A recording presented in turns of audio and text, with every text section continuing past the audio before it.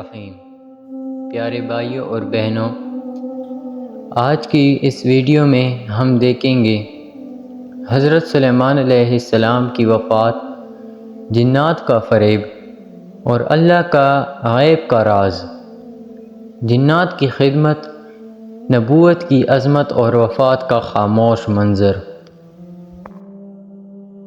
حضرت سلیمان علیہ السلام کی حکومت اب اپنے عروج پر تھی۔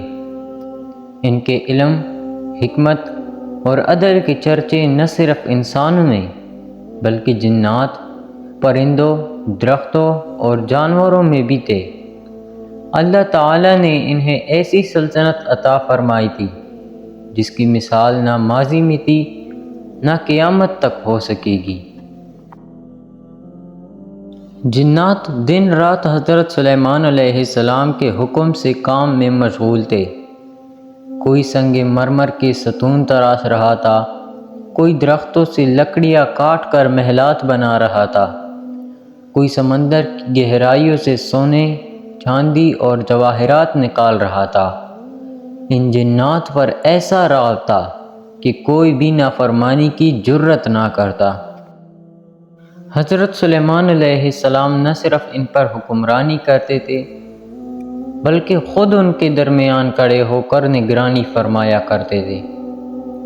ان کا قہر ایسا تھا کہ جنات ہمیشہ خوف میں مبتلا رہتے۔ انہیں لگتا کہ اگر انہوں نے سستی کی تو فوراً عذاب میں مبتلا کر دیے جائیں گے۔ ایک دن حضرت سلیمان علیہ السلام اپنے محل کے اندر کھڑے تھے اور جنات ان کے سامنے تعمیراتی کاموں میں مصروف تھے۔ وہ ایک عصا یعنی لاٹھی کے سہارے کھڑے تھے۔ ان کی آنکھیں بند تھیں مگر چہرے پر نور اور رعب طاری تھا۔ اچانک اللہ تعالیٰ کا حکم ہوا اور حضرت سلیمان علیہ السلام کی روح قبض کر لی گئی، مگر وہ ایسی حالت میں کھڑے رہے۔ جنات نے سمجھا کہ وہ زندہ ہیں، ان کی نگرانی کر رہے ہیں، اس لیے وہ اپنا کام کرتے رہے۔ دن گزرے، راتیں گزریں، ہفتے بیت گئے، مگر حضرت سلیمان علیہ السلام کی لاش ویسی کی ویسی کھڑی رہی، کیونکہ اللہ نے ان کے جسم کو گرنے نہیں دیا۔ یہ اللہ کی قدرت کا وہ راز تھا جس سے جنات کا جھوٹا علم بے نقاب ہونے لگا۔ حضرت سلیمان علیہ السلام کا وزن ان کے عصا پر تھا، اور وہ عصا جس سے ان کا جسم ٹکا ہوا تھا، آہستہ آہستہ ایک چھوٹی سی مخلوق یعنی دیمک کھاتی جا رہی تھی۔ کسی جن، انسان یا فرشتے کو اس کا علم نہ ہوا، صرف اللہ جانتا تھا کہ کب اس عصا کو کمزور کر کے حضرت سلیمان علیہ السلام کا جسم زمین پر گرایا جائے گا، اور کب جنات کو احساس دلایا جائے گا کہ ان کا علم، ان کی نظر اور ان کی طاقت صرف وہی دیکھتی ہے جو اللہ دکھائے۔ بالآخر جب وہ عصا مکمل طور پر کھوکھلا ہو گیا، حضرت سلیمان علیہ السلام کا پیروکار یعنی جسم زمین پر آ گرا۔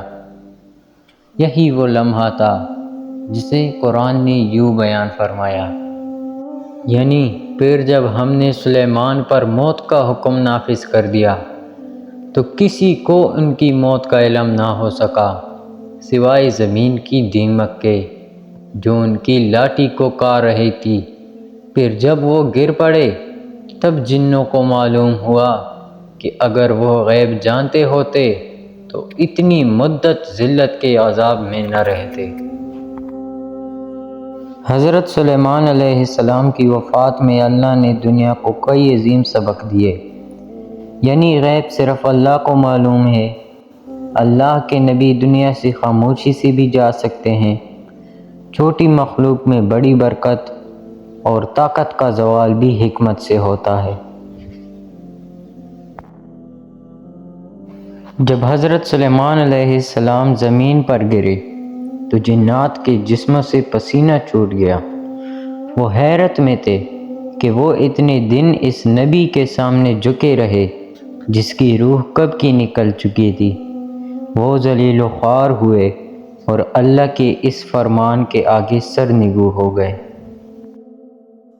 اے اللہ، اگر میری زبان سے کوئی غلطی ہو گئی ہو، کوئی لفظ یا کوئی روایت یا کوئی بات غلط کہہ دی ہو تو اے میرے رب مجھے معاف فرما، میں تجھ ہی سے توبہ کرتا ہوں، تو غفور الرحیم ہے، مجھے اپنی رحمت میں چھپا دے۔ ایک سچی توبہ انسان کے تمام گناہ کو معاف کر دیتی ہے۔ اللہ ہم سب کی مغفرت کرے، آمین۔